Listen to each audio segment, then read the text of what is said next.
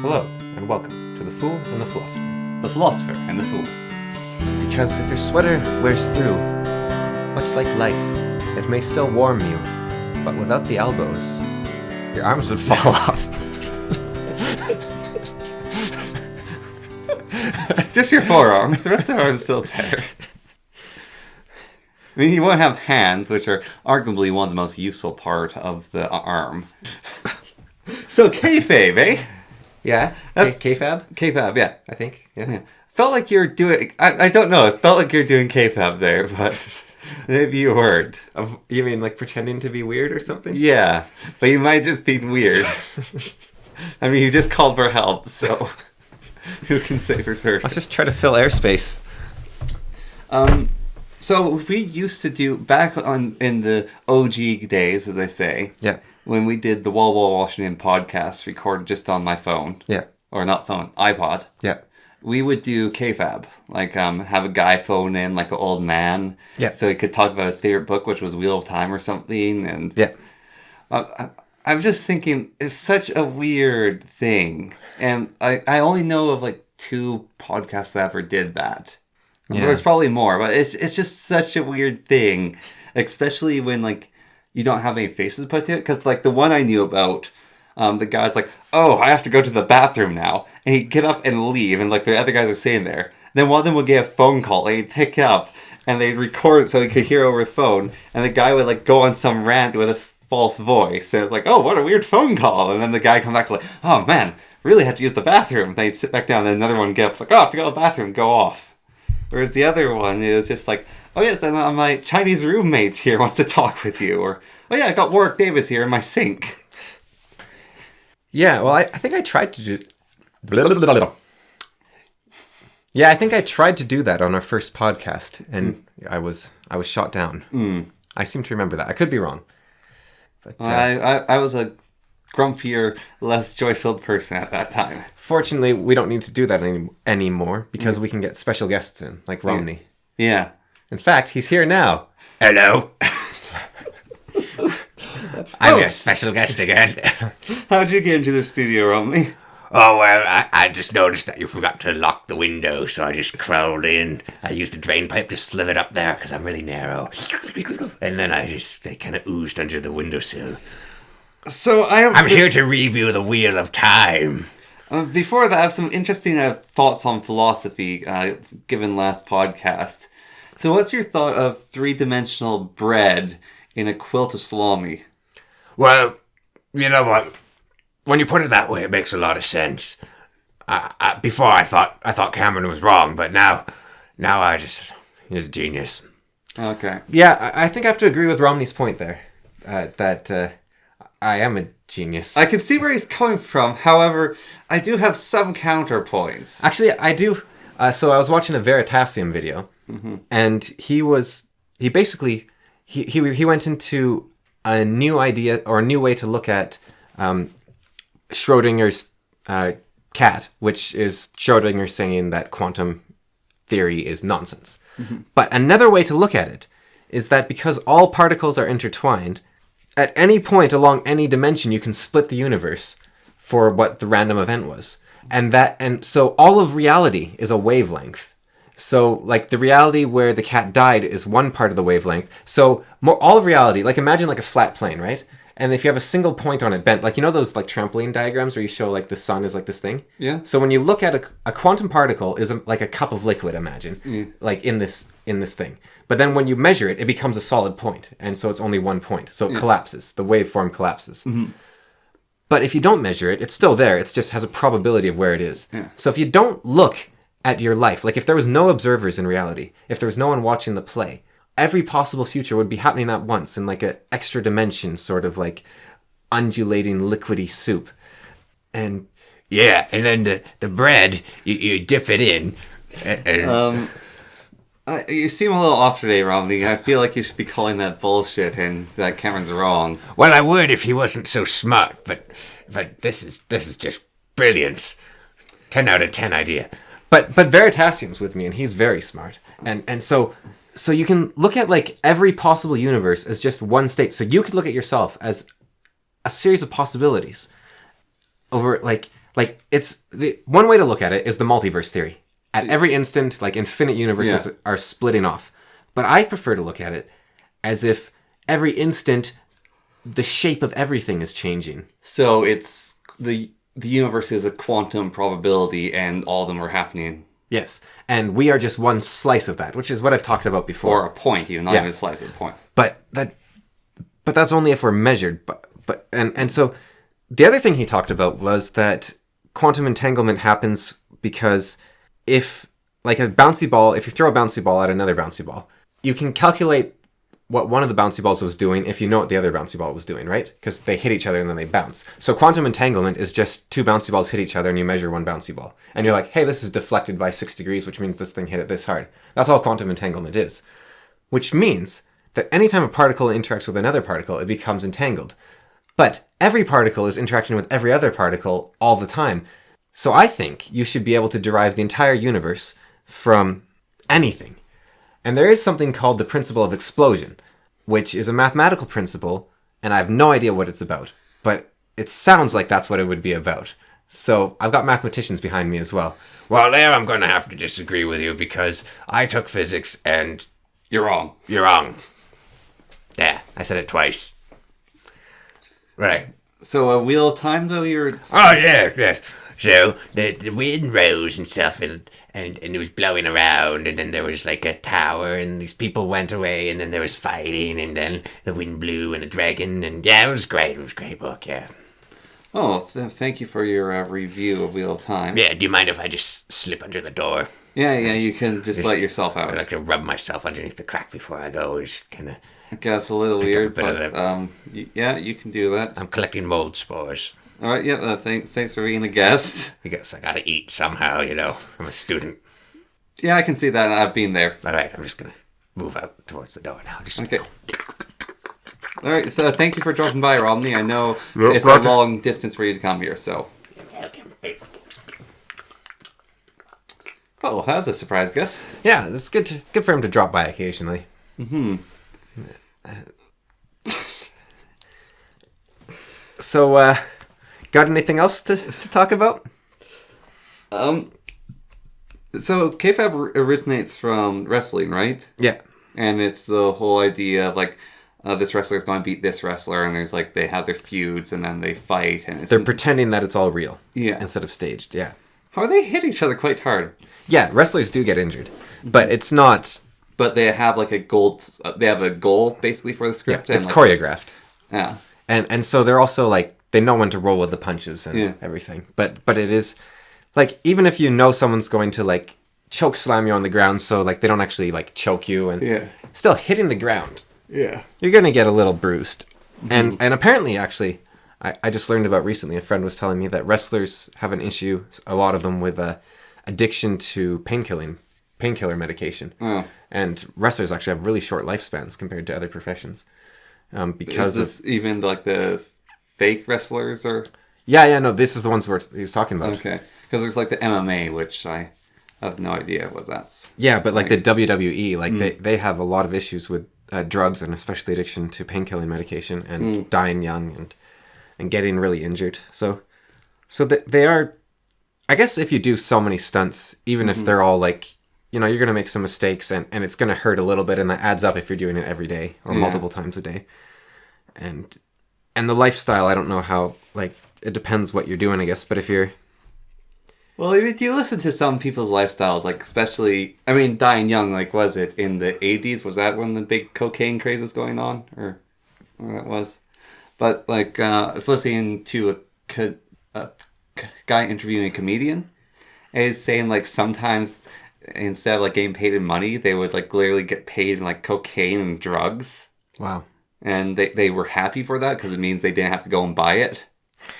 Jeez. And they're like just living that insane lifestyle.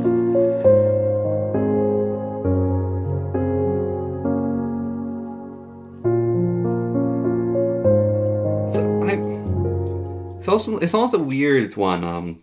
Drugs. I mean, not trying to be Puritan or prude, but the same with alcohol almost for me. It's like, I don't want to have something like that to, I don't know, change my life or my outlook. So here is, I think, or you are wrong. A desperate need to be in control is kind of insane.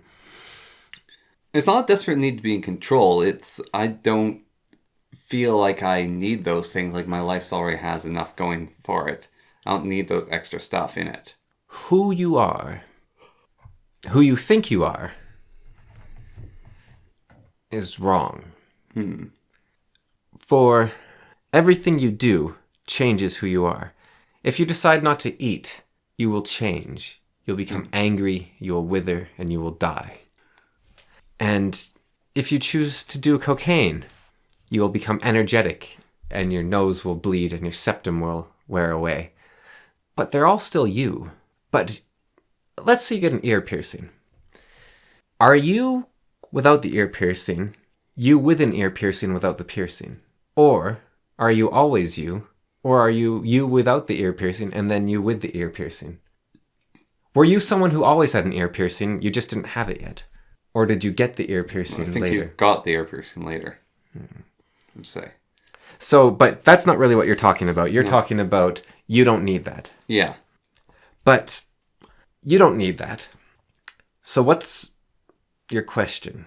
Why do people feel the need to have something external added?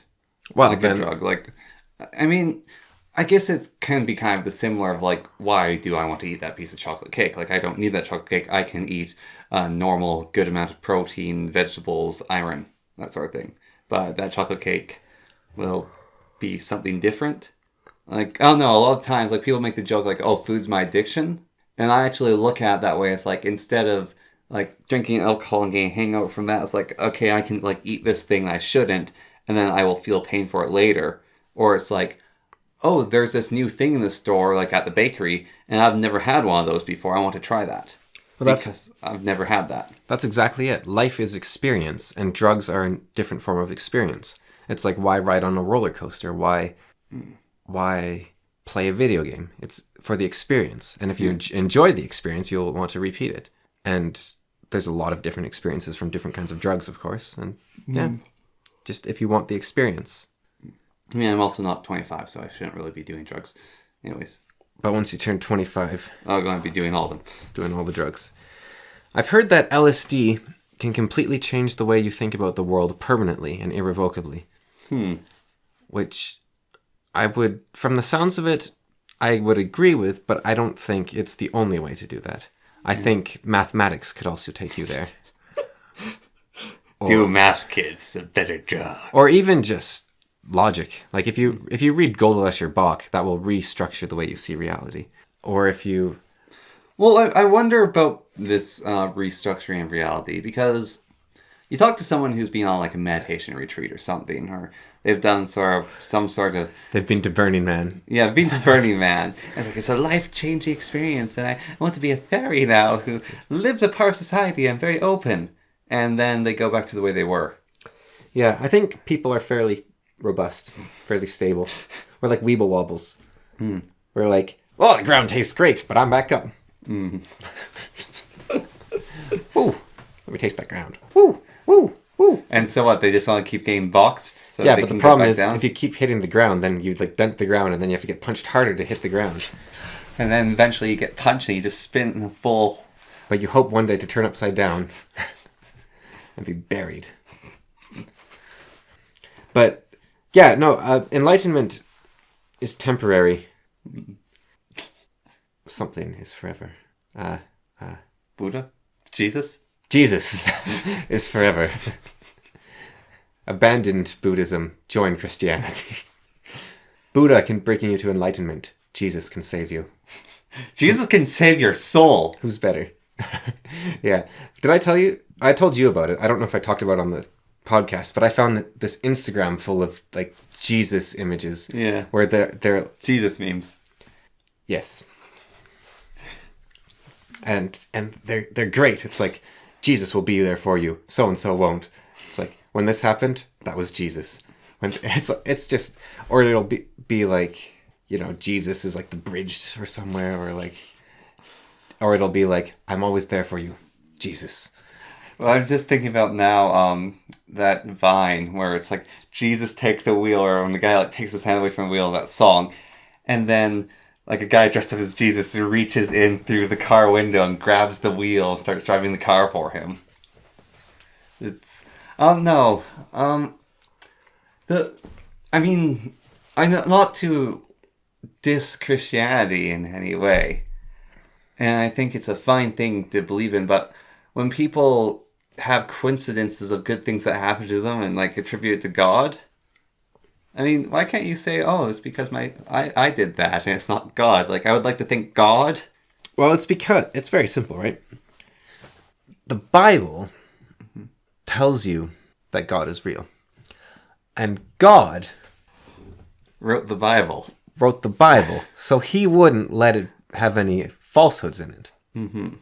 So it's just kind of like flawless logic. Yeah. It's like a perfect circle. There's no way you can chip at it. But the other thing is, if you remember the infinite staircase, when you say something is attributed to God, you're attributing that to the universe. You're giving thanks. Thank you for this life. Thank you, God. Thank you, everything. Fair enough. And so every miracle is God's work, if God is miracles, which is another flawless argument. So, LSD, though you saying change your mind. Yeah. I think like what you're saying with logic or math is sort of like getting weeble wobbled. Or I think LSD might actually change the structure of your brain. I think... Or is it just such a profound experience that it... You haven't done enough math. You know, math sounds awfully close to because something else. If you did enough math, like you get the soup of the universe, and you get the great quilt. Like, imagine every possible life was like a bowl of soup, and then every possible life was like a bunch of bowls of soup, but every bowl of soup was one bowl of soup, and it was the same bowl. And any point in that soup is your life, but it's like you know, like this, right? You like loop your fingers through each other so they're like two rings interlocking, right? And you like pull, and it's like, and you've like turned the point inside out, because you grab like the plane, right? So how much math are you on right now? And you grab the plane, and then and it's like folded inside out. And it's like, and that's like one point in two places at once. But then those points, you spin them, and it's like two flowers open up. And doing a lot of math lately. And these flowers are like the multiverse. But they're both of the multiverses. What does math actually do to you? It's like it lets you see the... Sorry, what does meth actually do to you? I don't know. It makes your teeth fall out, I think. Isn't that methamphetamines? Yeah. Or crystal meth? Yeah. Well, I thought meth was something you inject into your arm. Like, there's the Eden form, which is crystal meth, and then there's just meth, which you inject. I don't think so. No? I thought crystal meth was different than meth. But you can inject like meth, like that's a painkiller. Mm. But it's all drugs. I don't know. I'm not a drug expert. Fortunately, though, we actually have a drug expert on the show right now. Oh yes, hello. Do you have any question? Anything this man says is not liable or medical advice. So what does meth do to you? Oh, well, yes, it's a lovely drug, lovely. One of my favorites, in fact, old boy. And, would you like some? No, thank you. Okay, good. I don't have any anyways. But methamphetamines a painkiller, right? Yes, entirely. Yes, it's derived from the Methodropoliscudus insectoid. And so you take its abdominal thorax and you split it open, and then you fill it with just a drop of water, and you leave it to ferment overnight. On a full moon, it must be a full moon. I thought it came from a plant. And then you inject it into your eye. It could be an opiate. Yeah, I think it comes from a plant. Yes, would that... You see, I took too much... it might be refined opium, actually. I took a lot of meth, and so I don't really remember. But it's a lovely warm feeling, I think. Or maybe not. I don't know. Goodbye, my throat is hurting. Goodbye. Wasn't Goodbye. soldiers in Vietnam. Yeah, Vietnam. Got Hodor here. Excuse me. I just had a bit of a burp there. Yeah, soldiers in Vietnam were taking, what was it? Was it meth? I think they were doing heroin. Oh, heroin. Yeah, and okay, well, heroin makes you feel loved. Yeah, I think it's probably similar. But there's no way to tell. No? Okay, let's just do a little. Methamphetamine. Huh. Well, why did it all complete that? Buy crystal meth online. Interesting. If you click on that, does it just immediately take you to the FBI? Maybe. Get help with your problem. Isn't methamphetamine, like, didn't we do this? Isn't it a name for, like, it's a copyright name or something? It is. It's methanol. Or No, that's alcohol. Yeah. But... It's an equal mixture of levomethamphetamine and dextromethamphetamine in their pure amine forms. It looks like anime. What does that mean? I don't know. What do you mean it looks like anime? Amine looks like anime. Oh. Here we go. It causes... Bleeding in the brain. Elevated mood. Increases increases concentration and energy. Reduces appetite. Promotes weight loss. Increases alertness. Whew, this stuff sounds amazing. At higher dosages, it causes psychosis, breaks down in skeletal muscles, seizures, bleeding in the brain. Chronic use, can cause mood swings, psychosis, paranoia, hallucinations, delirium, delusion, violent behavior. Used recreationally, increases your mood. It has a high addiction and causes high withdrawal. Yeah. But how do you make it? Decreases the... Let's see. It was made in 1887 from ephedrine, which is what? It's one of those mysterious chemical drug thingies that... It has to come from It something. probably comes from a plant. You get it from Ephedra cincia and other plants in Ephrida. So that's right. It's a plant. It's a flower. So you get it from the Ephedralis. You get it from the Ephedra plant.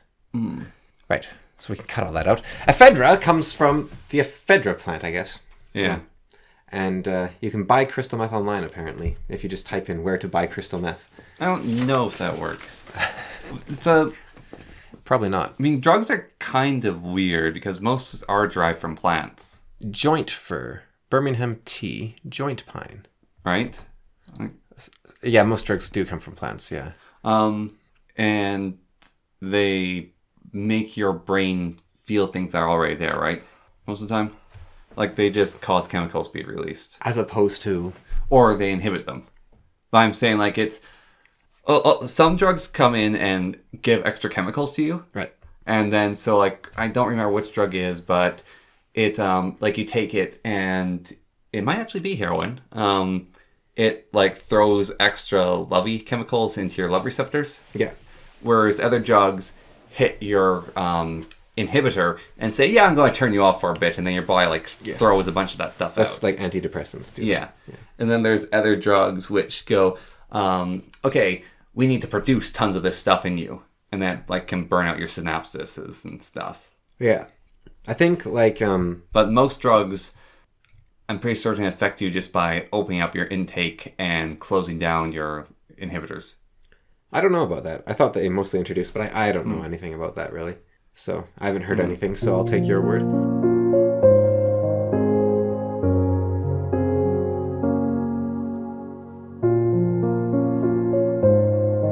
Well, it's like, there's, like, drugs without being drugs now. Like, no, the whole thing, like, hug people because, like, produces love or whatever. One of the things I remember learning about is lonely people more often take long, hot baths. Baths, right? We got to talk about this. This is. But it's quickly why lonely people take long, hot baths is it feels like someone's hugging you. And so it comforts you, makes you less lonely. But do lonely people take baths? We turn to hit reporters Cameron and Connor. On the scene. On the scene to find out. Could you pass me that duck? Thank you. There you go. Oh, hello. I was in the bath. I didn't see you there. So, do lonely people take baths? Because I think Americans think baths are unmanly. Really? I've seen it suggested a few times by a comedian and by a few other people. And I don't think American men take baths. Really? I don't know how to confirm this. Let's see. I do know in the case of Japan that both men and women take baths. But you shower first. You shower first, but also it's seen as more feminine to take a longer bath. Like men take shorter baths than women. That's the one thing I know is you don't want to be in the bath as long if you're a man because that's a feminine behavior. Huh. But I have seen, like, one comedian, he said, I can't take a bath because every time I take a bath, I just think about slitting my wrists in the water and like. And then there was this other thing I was reading about where this guy was saying how he was taking a bath to ease like an aching ankle or something. Yeah. And he actually passed out in the bathtub with like a bleeding wound, and so blood went all over the bathtub. And his wife came home and was freaked out. But he was saying, "Yeah, I took a bath. My ankle hurts, so sue me," sort of. And he was like super defensive about taking a bath. And I think it was Bill Bailey or whatever his name is. But no, that's not his name. Not him. Someone else that was talking about the bath. But they seem to have some anti-bathing. I think they're Americans. And it's weird. Well, the French don't bathe, apparently. Oh, yeah? That's what I just said there. Well, Europeans tend to take way less baths or showers than North Americans. Is that why they're smelly? No, it generally adds up to about the same because if you take a lot of showers, you produce more oils. So it's kind of... No, but the French are smelly, don't you know? But not stinky. They're smelly. They're like a fine cheese. They smell like garlic and cheese. Do men take baths? Might just be a thing in general that baths might be like throughout the world. Let's go to Confessions of a Male Bath Taker. Okay. Let's see here.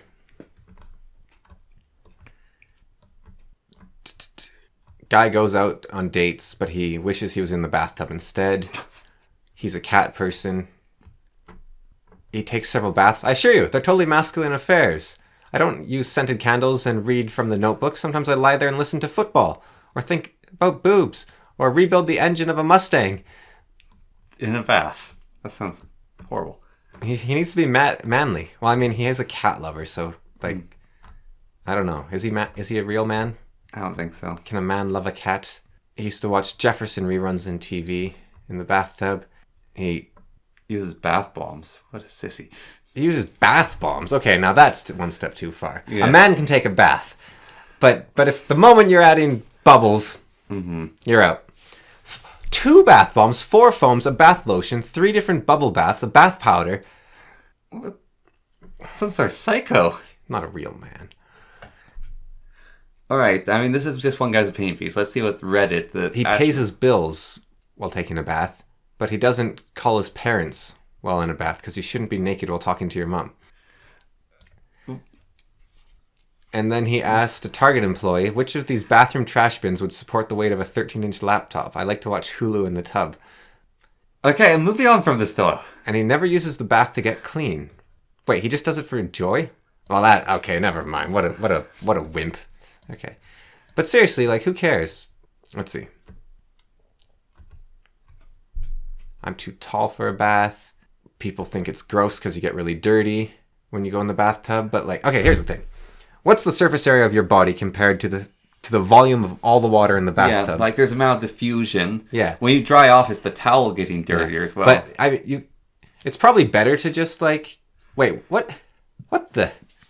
Stick to showers and put a filter on the drain. You might clog. Oh, I see. They're making a joke. Okay. The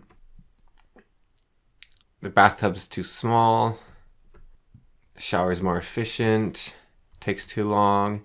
Okay, so these people don't seem to think it's like unmanly. They just think it's gross or... Wait, I know it's gross to bathe alone. Hang on. Yeah, you need to mix your filth with someone else, and that's how you get truly clean. Yeah.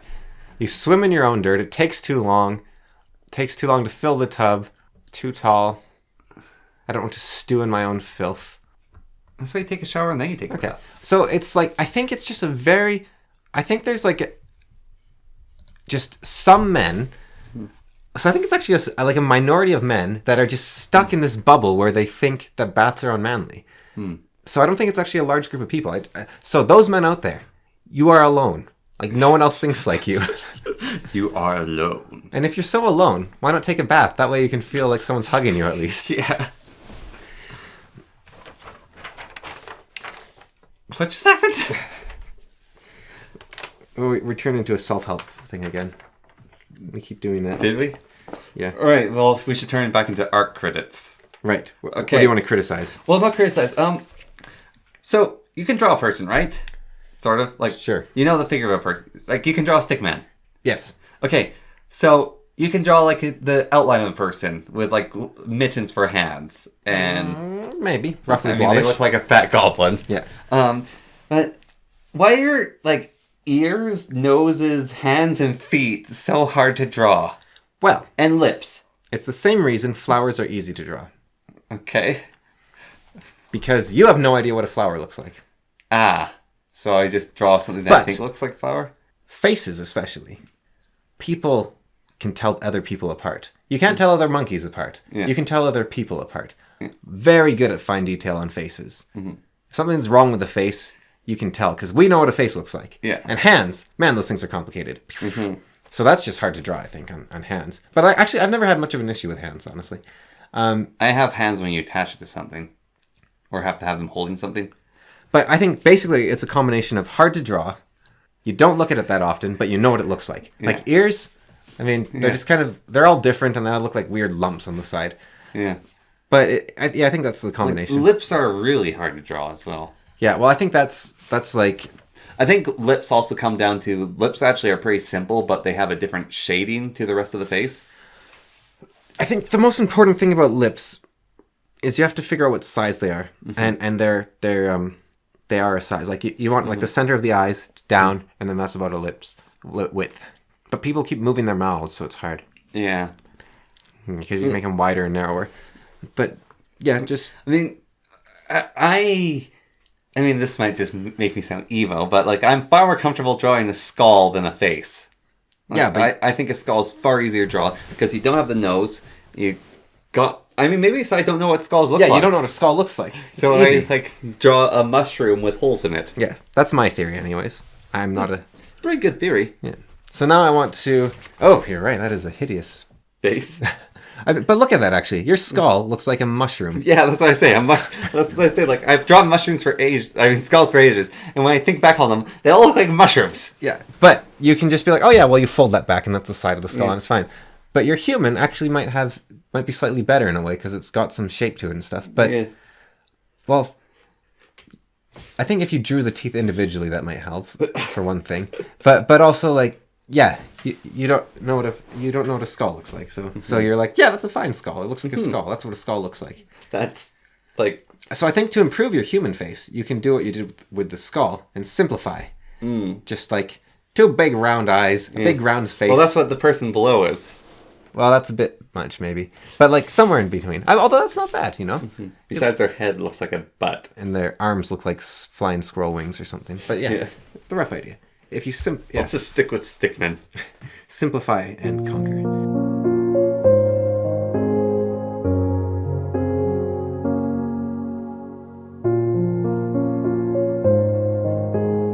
So what is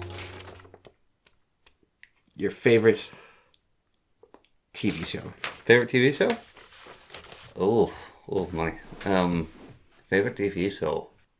That's a hard one. I have a favorite movie series. What's your favorite movie series? The Lord of the Rings. The Lord of the Rings. Yeah. Favorite TV show, I could say Brooklyn 99. Is The Lord of the Rings your favorite TV show even after reading the books? Favorite movie? You mean? Yeah. Yes. Yeah. I think also Lord of the Rings are one of my favorite books. What's your favorite books then? My favorite book? That's hard. I mean, I used to have an answer of I picked a book no one knew about, which was The Lord of Dirkholm. So I could appear all cool because I liked the book that no one knew about. And then I also used to say Way of the Peaceful Warrior or Jonathan Living Seagull. Right. Because those are both good books. See, I don't think you were bullied enough.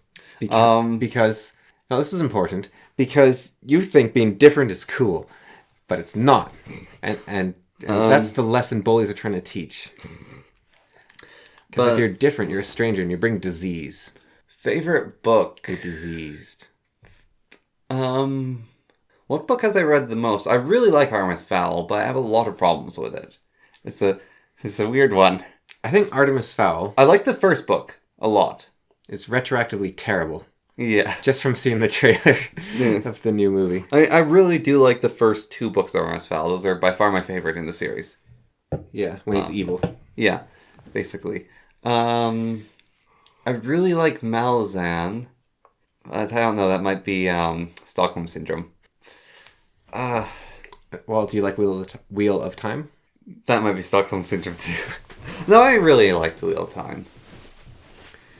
It's hard to say. I don't think I've read The Lord of the Rings enough, but I don't want to read them again. Almost. Like, maybe eventually I read them again. So should I talk about my top 3 video games, or like wait until I have my top 10 of the... Wait till you have top 10. And how many years can I wait for the top 10 before... I think my favorite book... I don't want to leave this yet, because it's an interesting conundrum. But we're not allowed to talk about books. Yes, we are. I lifted that. Oh, okay. There's an episode called Lifting the Book Ban. What do we ban in return? Nothing. Oh. We don't have to. Can we ban something? No. How about card games? Okay, sure. Okay. Let's see. I mean, Dresden Files are really good, but they have their own problems. It's like trying to pick your favorite of the least favorites. I think... I mean, Lord of the Rings, maybe the reason I like it a lot is also because of the movie. Because I can relate to it better. Like, oh, this part's coming. Although it's different, and that's a nice surprise. I'm a huge fan of Lord of the Rings, too. There's a lot of... I really like the Sabriel series. I've read those several times. But I don't feel like they have as much to them as Lord of the Rings. I'd say Lord of the Rings is my favorite book series. So, in that whole debate right there, I noticed you didn't mention Harry Potter. No. And that's because I like Harry Potter, but I'm actually not the biggest fan of it. I actually kind of dislike the setting more and more. Why is that? I'm no longer in school.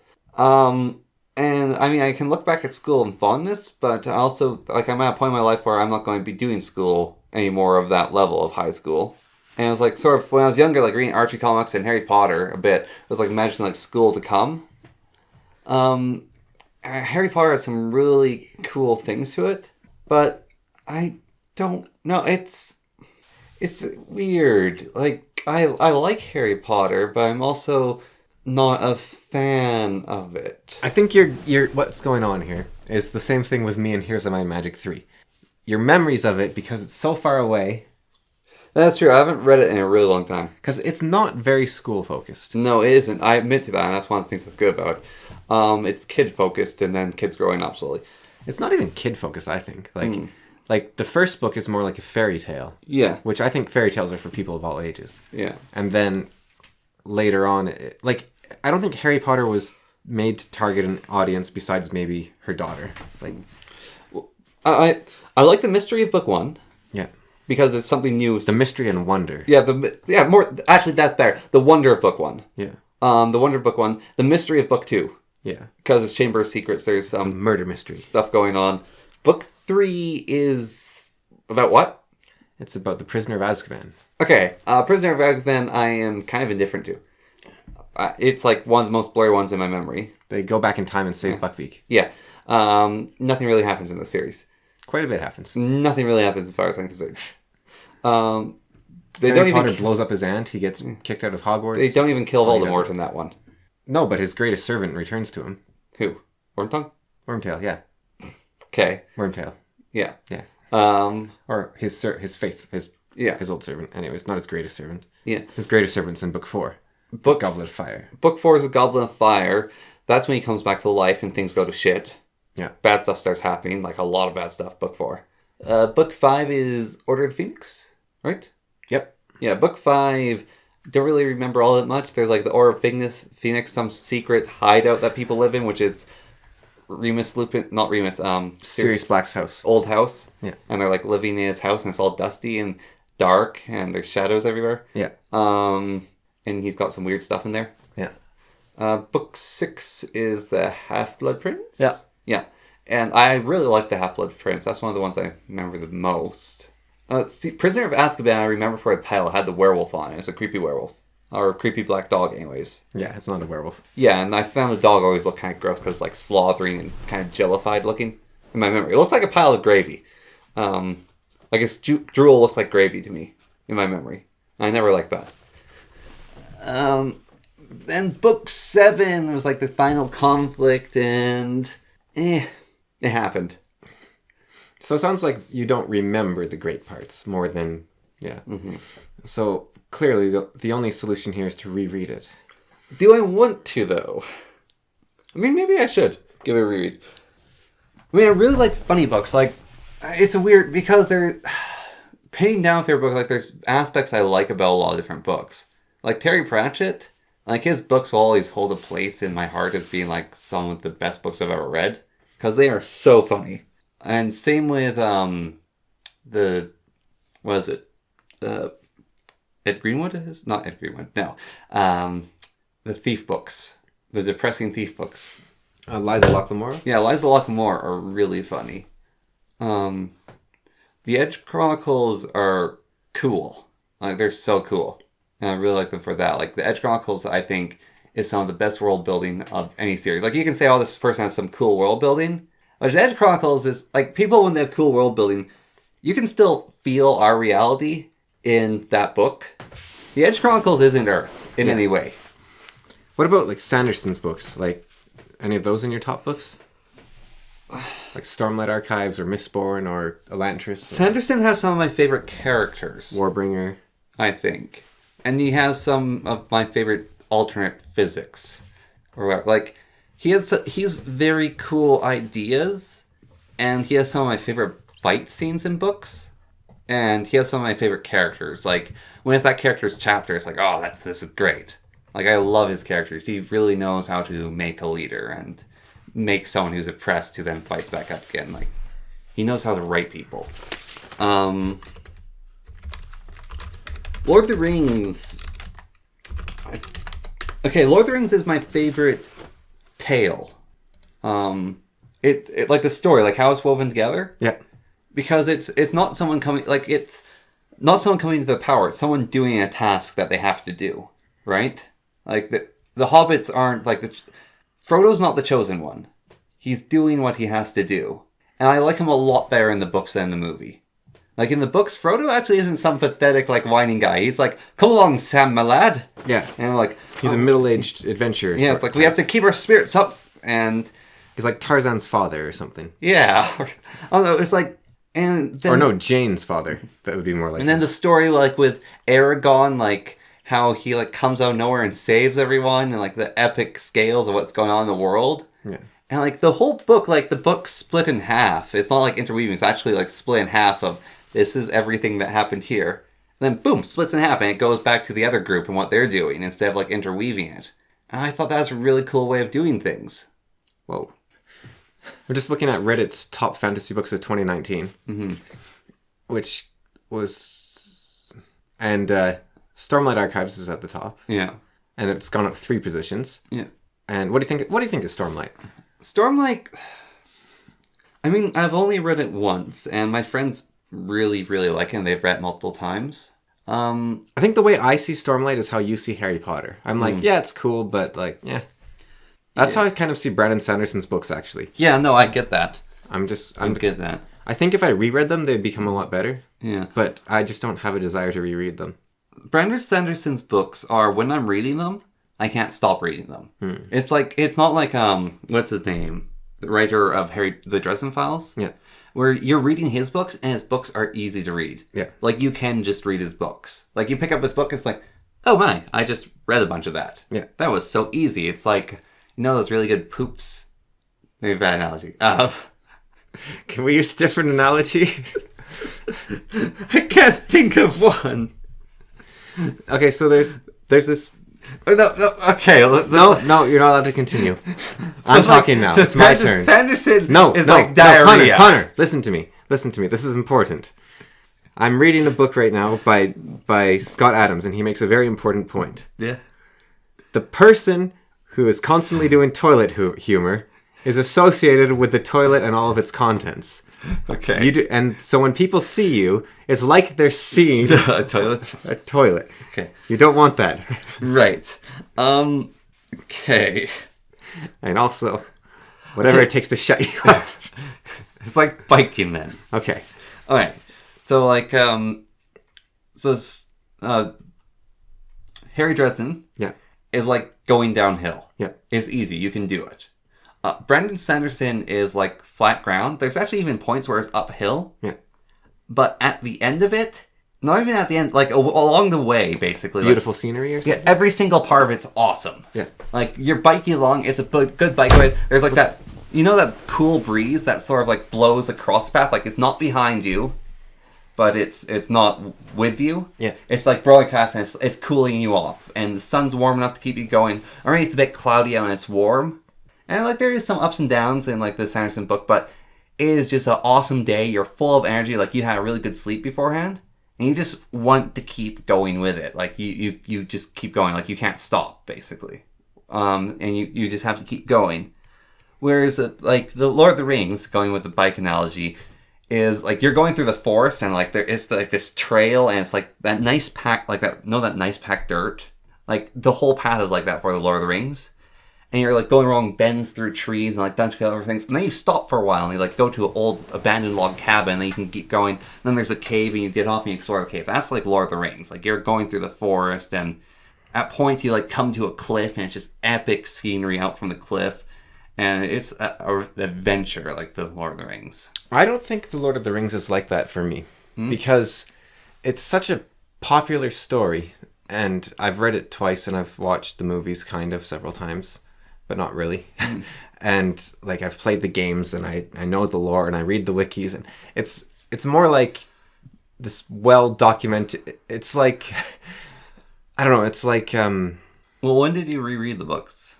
Recently? Recently, yeah. Yeah. Okay. But it's like I know what's going to happen next, so it's not really an adventure. It's more like a trip through memory lane or something. Or like, oh yeah, that thing. Oh yeah, that thing. I found The Lord of the Rings such a good adventure.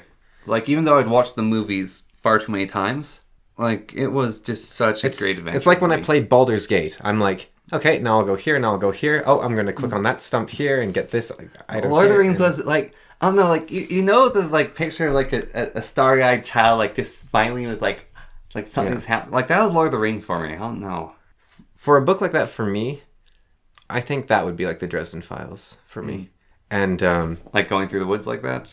yeah, like the adventure and going on and not knowing I just where found The it'll Lord go of the Rings next. such an adventure. And Maybe it's because it was so different from the movies, even though they're so similar. I think like the Rigera Chronicles or whatever, they're like you're in a river and you're getting swept along and you're just like you don't have to work because you can't escape but I don't even remember them. It's just like because the scenery is going by too fast and it's too great. So let's look through these top books. I'm Compare them to the bike. No, just or whatever, yeah. But just like our opinions. So like, or I don't know. It's just kind of interesting. So Stormlight. What I noticed right away here is the Wheel of Time is in 4th place, but last year it was in 11th place. It's jumped up 7 ranks, and I think that's probably to do with the TV show. Yeah, people are reading it beforehand. Because I don't think this vote is adjusted for anything, so it's just whoever voted for it the most. So Yeah. more popular series are going to go up higher, which makes the Realm of the Elderlings being up so high even more impressive. Which means it's actually the best thing on this list, clearly. Because, look at this. Harry Potter, the most popular book on Earth, is 8th. Yeah. Right? That means Harry Potter should be somewhere near the bottom. But Realm of the Elderlings, how many people do you know that have read that? You. Yeah. And Opa. Yeah. And Oma. Yes. So that's 3 people. And it's already in 11th. If more people... You've got to read this. So good. Okay, well, let's go through this list properly. Okay, and I'll just be like, you got to read it. Okay. Stormlight Archives. You read that. Yeah, so Starlight Archives. They're like you're on Mars and you're going for a bike. No, because they're not. They're like okay. It's like you're biking down this. It's like you're biking through a nice looking city, but you're just kind of like, oh yeah, this is nice, but I'd rather be in the woods. So Starlight Archives, in my opinion, because you don't like certain parts of it, because he writes in a way you don't like, which is 2 different scenes. One of them I sort of like, I dislike, another one I like, which is the scene. Spoiler warning. But the scene where Kaladin fights Seth and Kaladin wins, Yeah, I don't like that scene. I'm okay with that scene. I'll come to terms with it. And then another scene you don't like is when... Spoiler for second book? Yeah. When Dalinar... No, third book. Third book, really? Yeah. Really? Yes. Okay, spoiler for third book. Third book. When Dalinar slams his hands together, embraces the red mist, then slams his hands together and brings back together reality in the dream world. Yeah. And you didn't like that because he just did it out of nowhere. Yeah. Where I felt it was sort of building to that. Sanderson builds things. He's actually very good at building things up. I feel just he builds things up. The whole story of Kaladin when he's working the bridges and he's slowly learning that power and how to protect his men. That whole story, that whole process he has to go through, and his successes and failures, everything that he does. All those characters, their successes, failures, the story of what they're doing. And then there's the bigger scale of the whole story, and there's this epic war going on, and there's this cool magic as well at the same time, and there's just this whole things are happening around them. Sanderson's magic, okay. I mean, I made a whole thing about this, but Sanderson's magic is explained, but the magic from his magic comes from people figuring it out. It's the mystery of them coming to terms with the way this world works. So, you were saying earlier that you think Sanderson writes good characters. Yeah. And maybe he writes good, characters, but I don't know if he does good characters. I almost need 2 words for this. So... people? He writes good characters, but not good people, maybe. Yeah. So he focuses much more on the big scale of things. Yeah. And he'll spend a lot of time with a character. Yeah. But in Harry Potter's case, you don't actually see that much into Harry Potter's head or anyone else's head. But the people feel super real. You're wow, Harry's my friend, and Ron's my friend, and Dean and Seamus are my friends. Yeah. And Dean and Seamus are Harry's friends, and you get that. Mm-hmm. But they're such a... they're hardly mentioned in the books. Yeah. But she somehow, weaves it all together into, these are friends and stuff. But I think the other... I don't know. How much do you read into it if you reread anything so many times? Do you start giving it all this credit where it doesn't? I should reread the Stormlight Archives, I think. I should too, because I look at them because I look back at them what happened? Sort of it's sort of a misty fog. It feels like Heroes of Might and Magic 3. Yeah. But when I play Heroes of Might and Magic 3, I'm I can't stop playing this. This game's so good. Whereas number 2 on this list, Middle Earth Universe, that's like Heroes of Might and Magic 2. Actually, yeah. Beautiful. No, and you look back on it, you don't really remember the details. You realize that you actually didn't do any of it back in the day, and there's so much more to it than you knew about. But it's just, it feels crystal clear all the same. This is also the Middle Earth universe, so that's includes the Hobbit and the Silmarillion. So it kind of should drop down a bit, really. The Silmarillion's a weird one. I loved the Silmarillion. I listened to an audiobook of it, and some of my friends said that's cheating because they're saying it's really dry. And it's not dry at all.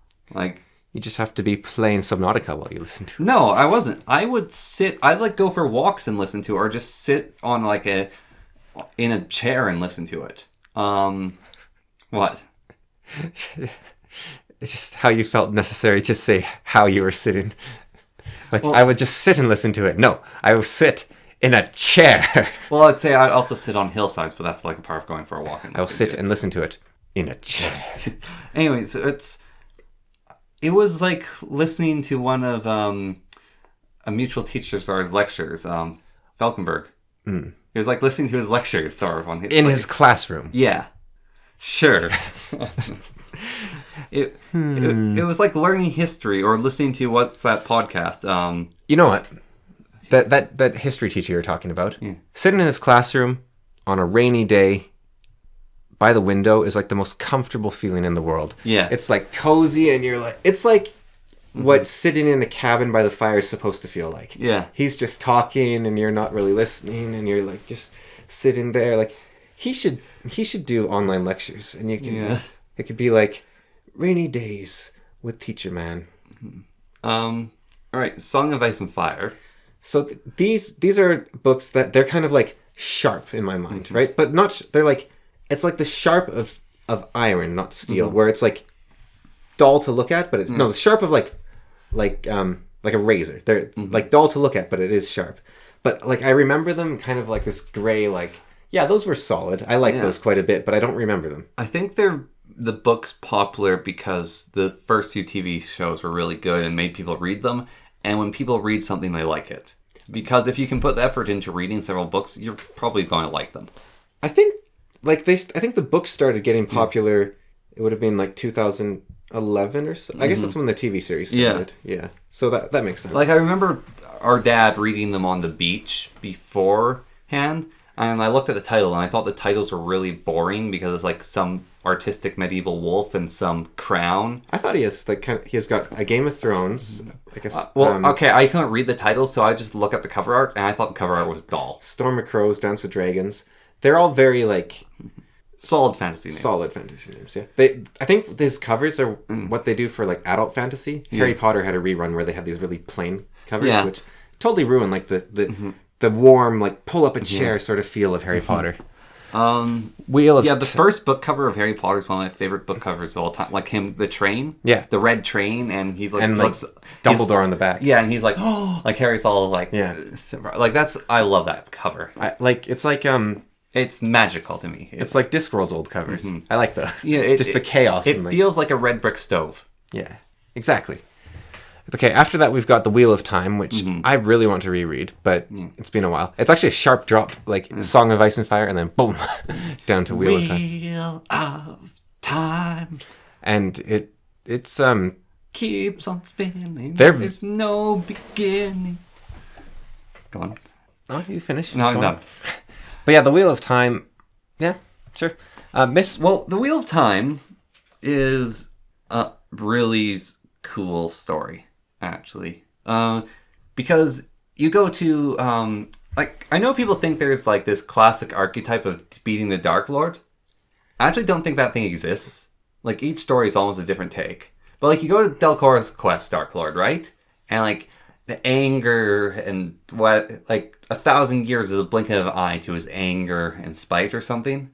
Like, this is some unspeakable evil that's being held back by these magic gems. And they like go to the Darklands and they're horrible. And he's like, okay, he's this Dark Lord. And then even you go to Lord of the Rings and Sauron's this Dark Lord, and he's like this external horrible force that everyone's like afraid of. And you go with Makuta, and Makuta gets a little more personal. Like, he talks to people and like, but he's still like this external evil force. The story of Wheel of Time is there's this dark one that's like super imprisoned, but he has this major effect on the world. And there's people who are like work for him, and like the world's not a good place to start with in Wheel of Time. Like, they're not some paradise. It's not some paradise that was lost. Yeah. It's not like a good environment they were in, but like the world has ended, and they're like in the survival of the ending of the world, and it's going to end again if they don't stop it. And it's such a good story. And there's like the characters. I know a lot of people say like the characters kind of bad, and like I don't think they are. I've heard some people say the characters kind of bad, like the women Our dad doesn't like them. Yeah, the women are annoying. I think that actually the characters are Rumley said it really well. Which is, so the characters that focus on, right? So like when you're focusing on Matt, women become more annoying. You focus on Perrin, and like his wife is annoying to start with, but she's like, she confuses us, and women are befuddling when it's Perrin. When it's Rand, he has no idea what's going on. And like the Aes Sedai are controlling, so like Aes Sedai seem looming and nasty. Yeah, he writes it from the character's perspective, not his perspective. But it's subtly from their perspective. It's not saying like what they think of them.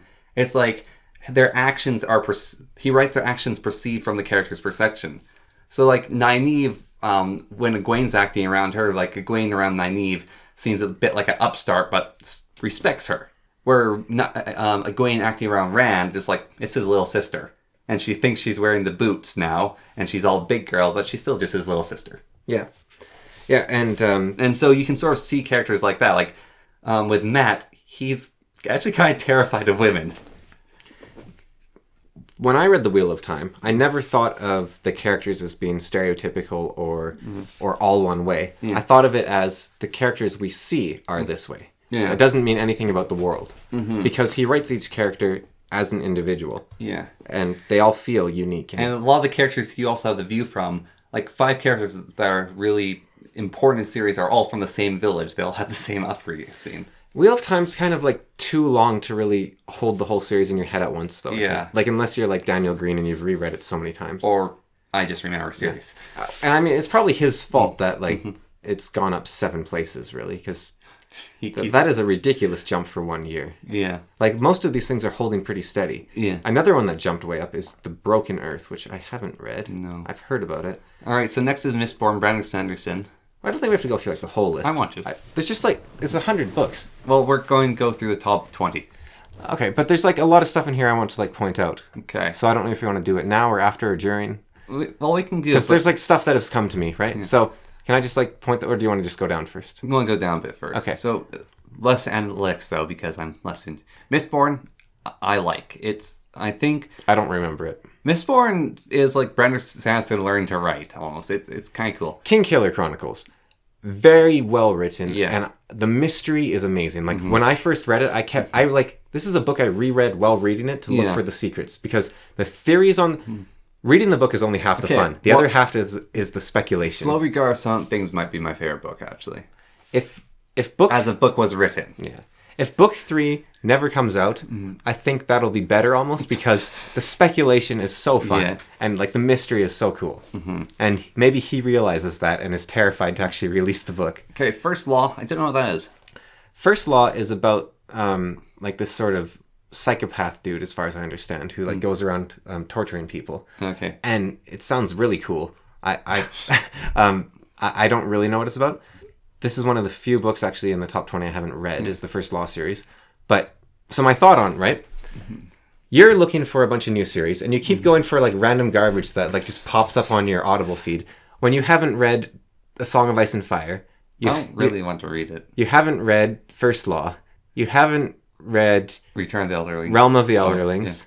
You haven't read Rhaenyra. You haven't read Broken Earth. I don't know Broken Earth or Books of Babel. But like these books, this is actually a really good list. Like these are really solid. This list is actually kind of funny. It's amazingly good, this list. Like so we have Harry Potter there, which I mean you've gone on about. Yeah. Gentlemen Bastards is after that. Yeah. That's a good book. It's funny. It is so funny and it's so clever. Yeah. Like those books where they like try to be clever? Yeah. And they're like, oh, look how clever I am. Gentlemen Bastards isn't look how clever I am. It's clever. I read a book recently where they actually had to, because a lot of books, the cleverness is in like, they know everything, the author knows everything that's going on. I read a book recently where they actually had to come up with something on their own. Like they actually had to invent something clever. And that's actually the thing about humor. Yeah. Like Terry Pratchett, to write humor, you actually have to come up with something on your own. So it's actually really hard. Like you can write a story and it's just like, oh, I'll throw these elements together. Well, like Gentlemen Bastards, that scene where they're in the tower, that like hotel, and they're like trying to climb down it, and there's people climbing up, and they like keep accidentally breaking other people's rooms, and it's just so absurd. Yeah, I mean that you can write silly, you can write like sitcom, but like to write like puns, puns are like the pinnacle of art, and that is not a joke. Like it's actually like really hard to invent something new, and a pun is something new. Yeah, Discworld is amazing. Actually, Terry Pratchett. So I read, what was it? Considered one of the greatest works of literature ever, War and Peace. Very good book. But I would put Terry Pratchett close. I'm not sure if I'd put him better, but I would put him very close. Terry Pratchett deserves all the awards. Like, if you want, I think he's probably the best fantasy writer. I would agree with that. Him or Steven Erikson. Because like Malazan Book of the Fallen is also really well written. I find that funny. Like Realm of the Elderlings, you've gone on about that. That's my probably second favorite series. It dropped 3 in that list. That's because people have no taste. But why is Malazan Book of the Fallen 12 and its rank hasn't changed? So that's just to me, it's been there for a while. Like, who's read that book? I know of 2 people. It's just, if you go on... I know 3 people. Our fantasy here? Yeah.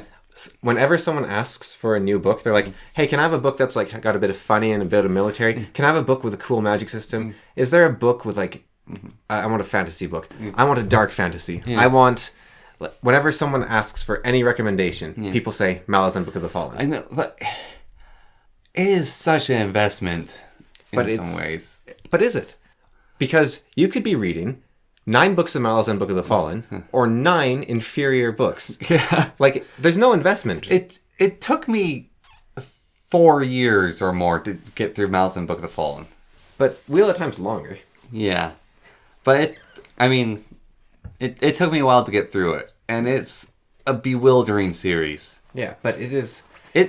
Cameron, it burned out one of its readers in audio form. Like, a new audiobook reader had to come along and start reading it. But the thing is, what are you missing by reading it? Like, okay, sure, read the Stormlight Archives, read Lord of the Rings, read A Song of Ice and Fire, read Mistborn, Kingkiller, First Law, Harry Potter, Gentleman Bastard, Discworld, Realm of the Elderlings first. But after that, you're not missing anything, because it's better than everything else on the list. So you might as well read 9 really good books. Well, Dresden Files. And then you can read Wheel of Time. And Dresden Files. I think Malzin's better than Dresden. Dresden's really good, though. Yeah. Dresden's long as well, though. But it's a lot easier to read. Right. Rhaenyra is very good. You should need to read this. It's about the 2 guys, the thief and the warrior. Broken Earth. I just want to see if it's something, because it sounds... I think 3 terrible things happen in a single day. Essun, a woman living an ordinary life in a small town, comes home to find that her husband has been brutally murdered. Her husband murdered her son and kidnapped their daughter. Meanwhile, mighty Sans, the world-spanning empire, whose innovations have been civilization's bedrock for thousands of years, collapses as most of its citizens are murdered. What? An entire empire is murdered? Wow, this sounds like Kalor's, like... Is this about Kalor? To serve Madman's vengeance. This is about Kalor's wife? Oh, it sounds depressing. There's no sunlight, clean water, arable land, limited stockpiles of supplies, war across the entire land, a battle royale of nations for basic resources. So it's the Hunger Games, but with armies? Yeah. Might have to poke it. Yeah. There's a book, I wonder if this is the one. I know there's a series that, like... I need to read Dying Earth, I think. Is very polarizing. And I don't know if it's this one. Because if it is this one... then, like, I don't know if I want to read it because it looked like it wasn't my thing, but I'm not sure if it was that one. All right, so that was The Broken Earth. Dresden Files. Really good. Books of Babel. Never heard of it. No. So, and Ascends. The first book in the stunning and strange debut fantasy series. The Tower of Babel, the greatest marvel of the world.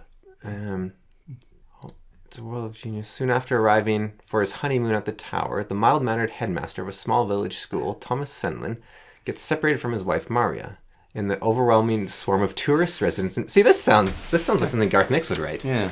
Senlin is determined to find Maria, but to do so, he'll have to navigate madhouses, ballrooms, and burlesque theaters. He must survive betrayal, assassins, and the long guns of Flying Fortress. So this guy's trying to find his wife in the Tower of Babel. I kind of want to read that. This sounds actually very similar to Dungeon. Did you ever hear about that series? Dungeon is like this really long series. Doesn't it have Frankenstein in it? Probably. It has like everything. Dungeon is like you're stuck in like level 1 of you're stuck at the center of the earth and you're trying to get out, and it's just book after book. It's like a series of D&D campaigns basically. This sounds really cool. I'm gonna have to check that out. I'm curious. Yeah. Whoever wrote this blurb, blurb. Good blurb. And Mark Lawrence, one of my favorite authors, likes it, so okay, it's got to be good.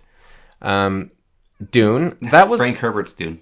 That was okay. Frank Herbert's Dune. Yeah, but Dune was okay. I've heard it's a cool concept. Yeah, it's like it's a very like intrigue based. His Dark Materials. It's actually going up. His Dark Materials. They're making a TV series. Oh, of Dune? Yeah. Oh. To like try because the movies were kind of bad. Yeah. Okay. His Dark Materials though sounds like I don't know, a BDSM novel. It's like a young adult thing, isn't it? Yeah. About like. Isn't I know that what's his name? Richard Dawkins likes it. He complimented the innovativeness of the biology in the series. Like the world's top biologist likes the biology in the series. Okay. Because he invents some like brand new things that would be possible by evolution. Like there's these creatures. I think it's this one that like they have like they don't have any legs. They just have like these like kind of bone cups, and they will latch onto seeds, like these giant seeds, and use them as wheels. And when the wheels break, the plant falls over and grows there. And so they're like the symbiotic species. It's a really cool idea. I think that's his Dark Materials. Haven't read it. Have to get. Broken Empire World, very good. That's the Prince of Thorns and Okay. and the Red Queen's War and stuff. Lightbringer. Very good. Last book just came out, so the series is finished. You have no Okay. excuse not to read it. It has the That's one of the things that actually was recommended in my feed of all you like you like cool magic systems. This probably has the most complex. Like this is like Branderson wishes his magic systems were, except Brandon Sanderson actually like recommends his books. Now his Night Angel series, you might want to read first if you plan to read his books because they're a lot worse. They're cool. They're very cool, but they're assassins literature to a T. And I read one of those once. if you read Lightbringer, you'll be like, "Oh wow, I want to read his other books," and then you'll be disappointed. So read them. Read the Night Angel series first. Worm? Isn't that about superheroes? I guess I don't know. But after the top 20, it breaks down a bit. Like Red Rising, I hear that's like, isn't that sci-fi? I don't know. I don't know. Book of the Ancestor, that's Mark Lawrence again. Jonathan He's Strange great. and Mr. Norrell. Very good book. I highly recommend. I'm surprised it's this high up the list. The Band. It's actually going up 6. Are they making? Whoa, Hyperion Cantos gone up 10. Wayfarers has gone up 23. What's the Wayfarers? Is that the new crazy? No. Follow a motley crew on an exciting adventure through space, and one adventuring young explorer who discovers the meaning of family in the far reaches of the universe in this light-hearted debut space opera from... This does not sound like it's for me. No. Go back. So the Goblin Empire is high up on here. Or The Goblin Emperor? yeah. What's that? I've seen it in the bookstore, and I remember reading the blurb and thinking, no. Okay, Gods of Blood and Powder. You should read this. Very good. Hitchhiker's Guide to the Galaxy isn't... Listen to the audios. Yeah, the radio show's The great. radio show's way better. Black Company apparently is good. Black Company, very cool. Good Omens is only good because it's by Terry Pratchett. Good Omens jumped 20, TV series. and it is not this good. This is Terry Pratchett's worst book. Yeah. This is Neil Gaiman's best book. Neil Gaiman is a good author. Yeah. It's just Terry Pratchett is... It's just this list has ridiculously good authors. Old Kingdom was at 40. Really? Let's see. Garth Nix, Old Kingdom. So we got Old Kingdom. Wow. The Dark Tower, haven't read that. Witcher. I want to. The Witcher is way up here. I think it should be higher. Divine City. I think The Witcher Crystal- should be above Black Company. And maybe Hitchhiker's Guide to the Galaxy. Gods of Blood and Powder, very good. I really like Old Kingdom. So the Gods of Blood and Powder, Yeah. Magic, Napoleon. Really cool. Your two favorite books. My two favorite series. Like, there's 2 series that are like this. There's Gods of Blood and Powder, and there's the other one, which is probably in this list too. Mr. Strange and Norrell. Oh, that one too. There's 3. Yeah. Let's see. The Emperor's Soul. Okay. Seems a bit...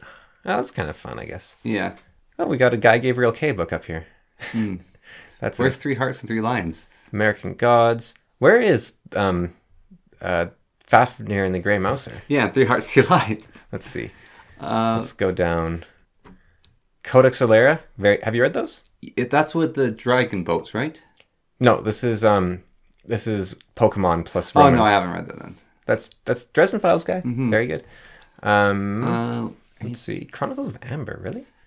I think that's just because it's Trader's Sun Cycle. I've tried to read twice now, and I can't get past the first chapter. I don't like it. I'll have to try again sometime because Night Angel is on here, number 70, and it's fun. Night Angel is very fun, but it's like, you know how you like a character that starts fully developed? Yeah. This dude is the most deadly being. In a tier, we should do a tier list with this guy on it because he's an assassin, so he's Randolph Thor wouldn't stand a chance against him. What about Ashok? I don't think so, because he would kill Ashok before he had a chance to react. I think. Ashok has... Do you remember Ashok's reaction? Yeah, Ashok might actually stand a bit of a chance against him. Rand obviously has way more powerful magic, but he just wouldn't be able to detect him in time. Yeah. And he's this. Okay, Ashok with his sword. How is that? Because there's a big difference. Well, bloodlusted or not? What do you mean? Ashok bloodlust? Because Ashok draws on the heart of the mountain. Yeah. And he doesn't want to, so he's way more powerful if he draws on the heart. So is he doing that? It's for the law. Okay, so he's going all out. This is an assassin. He's trying to catch the assassin. Is the Night Angel going all out? He's trying to kill Ashok. Right, but is he going all out? Sure. Because he's immortal. Okay. But he can choose not to come back to life. And it's very painful to come back to life. But if he really wanted to... Well, I mean, how many times can Ashok kill him? Because Ashok deals with stuff like that. Well, the mountain will run out eventually. Well, is coming back, like, does, like, decapitation? No, he always comes back. But I'm not going to tell you how he does it. But let's just say it's bad for him to come back. Okay, because, like, Ashok is brutal. Yeah. It's kind of spoilers how he comes back. But... Ashok is very brutal. And he has a demon-slaying sword. Yeah. Oh, I should reread Night Angel. It's like a really fun run. It's like watching a Batman cartoon. Okay. It's great. Gollum and the Genie. I haven't read that. I kind of want to. Bartimaeus. Bartimaeus is definitely that definitely deserves Jonathan Stroud. Like this, it's not a fantasy book. It's sort of fantasy. His other book about ghosts is really good. Like it's such a good book actually. Yeah. It's like a mystery horror book, and it's super good. And it's one of the scariest books I've ever read. Why is the ocean at the end of the lane here? And why did it jump 52 places? No. I mean, these are like 10, 12 votes. I remember the like, ocean... These are all in 83. And... Isn't this a short story? Ooh, Avarat should be up here. Yeah, this guy, like... It's Neil Gaiman. Oh, I see. I only read this part of the book. There's a cool part to the book. Oh. Because I only read an excerpt, and it was like the part without all the magic and the... Let's see. The Faithful and the Fallen I've heard of. Ooh, Dragon Riders of Pern. That's still kicking. The Legend of Dritz. Really? That's on this? Wow. The Inheritance Cycle. Wow. Belgariad? I mean, this is 8 votes, Cameron. These are like 8, 9. Belgariad, I think, like, it deserves to stick around. Like, Watership Down. Let's see, what else do we have? Children of Time, 1984. That's actually very popular on Audible right now. It's not that good, though, is it? It's like a book. Brandon Elantris, Gormenghast. Only Gormenghast, Lord. Neverwhere is kind of cool. I wouldn't put it in my top 100, I don't think. Howl's Moving Castle would definitely be above it for me. Yeah. Howl's Moving Castle would be a lot higher. Howl's Moving Castle is a fever dream of a book. Yeah. Like all Sword of Truth. Like all of her books. The Sword of Truth. It's finally in the list. It's up there. Oh, wow. 6 people voted for it. There's not enough people voting for this, really, is there? Shades of Magic, Neverwinter Nights. No, Nevernight. Oh, Nevernight, okay. Yeah, so the first 20, very solid. Stardust. Why isn't, like Felix Castor or they just might not be well-known books. Alex Verus. Like, Alex Verus, very good. Like, it has the Cthulhu mythology here. Yeah. But, like, Harry Potter and the Methods of Rationality are here? That's a fan fiction. Why is that on this list? And, well, like, I know a lot of books that should be above that. I mean, Harry Potter and the Methods of Rationality, though, it's really funny.